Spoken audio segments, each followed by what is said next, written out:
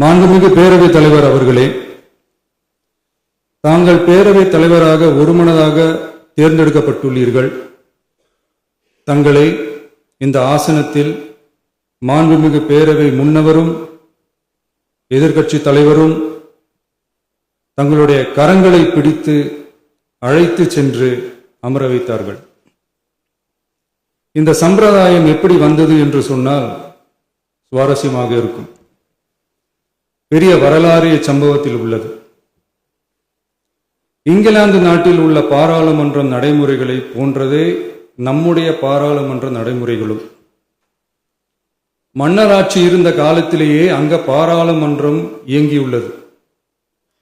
அக்காலத்தில் அனைத்து அதிகாரங்களையும் பெற்ற மன்னரும் இருந்தார், பாராளுமன்றமும் இயங்கியது.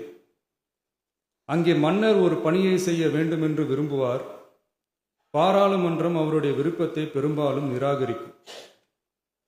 மன்னர் விரும்பிய காரியத்தை பாராளுமன்றம் நிராகரித்து விட்டது என்கிற செய்தியை மன்னருக்கு சொல்ல வேண்டியவர் பாராளுமன்ற தலைவர், ஸ்பீக்கர் என்பார்கள். பாராளுமன்றத்தின் கருத்தை மன்னரிடம் சொல்ல வேண்டியவர் ஸ்பீக்கர்.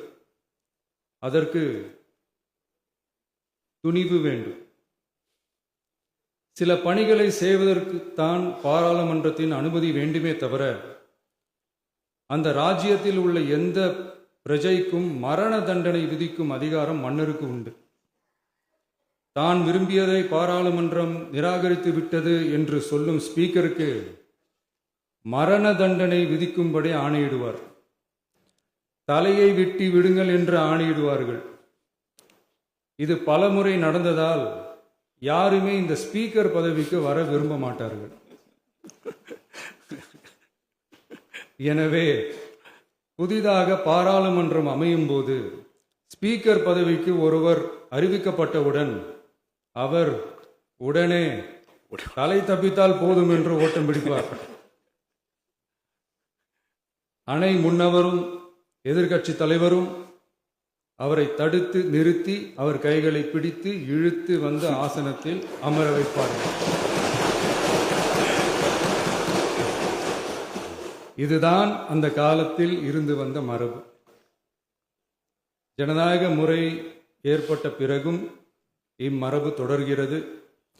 நிச்சயமாக தமிழக வெற்றி கழக உறுப்பினர்கள் அனைவருமே உங்களுக்கு உதவிகரமாகவே இருப்பார்கள் என்கிற வாக்குறுதியை இந்நேரத்தில் அளிக்க விரும்புகிறேன். பேரவையின் மாண்பையும் கண்ணியத்தையும் பேரவை உறுப்பினர்களின் கண்ணியத்தையும் காக்க வேண்டிய பொறுப்பை உங்களிடத்தில் ஒப்படைத்திருக்கிறார்கள். தற்காலிக பேரவைத் தலைவர் பொறுப்பில் மிக சிறப்பாக பணியாற்றிய நம்முடைய உறுப்பினர் திரு மூவி கருப்பையா அவர்களை சந்திக்க நேற்றுக்கு சென்றிருந்தேன்.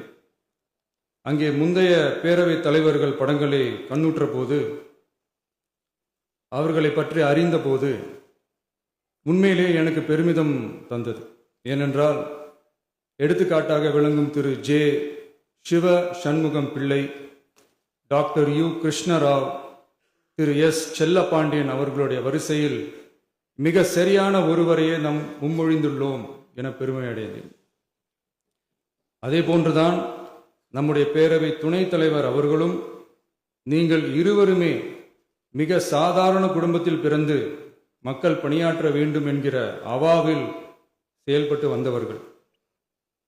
குணம் நாடி குற்றமும் நாடி அவற்றுள் மிகை நாடி மிக்க கொளல் எனும் வள்ளுவரின் வாய்மொழிக்கேற்ப சட்டமன்ற நடவடிக்கைகள் சீராக, செம்மையாக, அமைதியாக நடைபெறும் வகையிலும் சட்டமன்ற ஜனநாயக பண்புகள், நெறிமுறைகள் பேணி பாதுகாக்கப்படும் வகையிலும் இந்த அவைக்கு பேரவை தலைவரும் பேரவை துணைத் தலைவரும் பெருமை சேர்ப்பீர்கள் எனும் நம்பிக்கை எனக்கு உண்டு.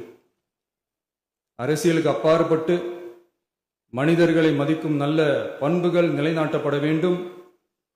தமிழ் பண்பாடு போற்றப்பட வேண்டும். அவையின் மரபும் மாட்சிமையும் மதிப்பும் காக்கப்பட வேண்டும் என்ற நல்லெண்ணத்தின் அடிப்படையில் அந்த பதவி ஏற்றுள்ள தங்கள் இருவராலும் காப்பாற்றப்படும் என்னும் நம்பிக்கையை மீண்டும் தெரிவித்து என் உரையை நிறைவு செய்கிறேன். நன்றி, வணக்கம்.